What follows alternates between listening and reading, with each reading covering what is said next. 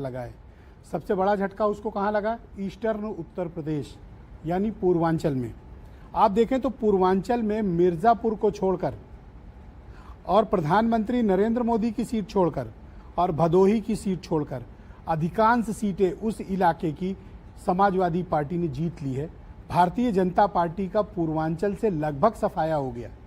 अगर कुछ बचा है तो योगी का एरिया बचा है।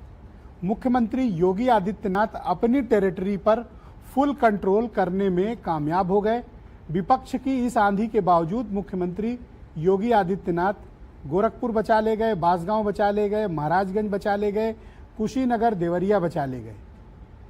और इस कारण से उस इलाके में बीजेपी को, तराई इलाके में बीजेपी को फायदा मिला।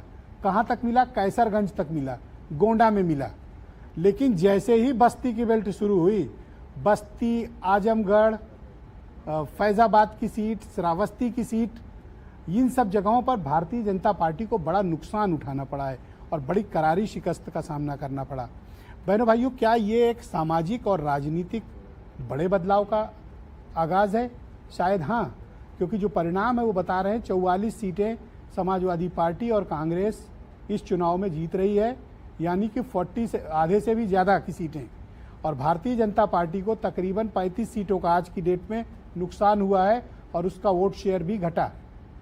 हम ब्रेक में जाने से पहले मनीष शुक्ला, भारतीय जनता पार्टी के प्रवक्ता हैं, उनसे बात कर रहे थे और उनसे ये समझने की कोशिश कर रहे थे कि बीजेपी क्या आत्ममंथन के लिए, आत्मचिंतन के लिए, आत्मावलोकन के लिए तैयार है कि आखिर उससे गलती कहाँ पर हुई है। यस मनीष जी, कंटिन्यू बोले। जैसा कि मैंने शुरू में ही कहा कि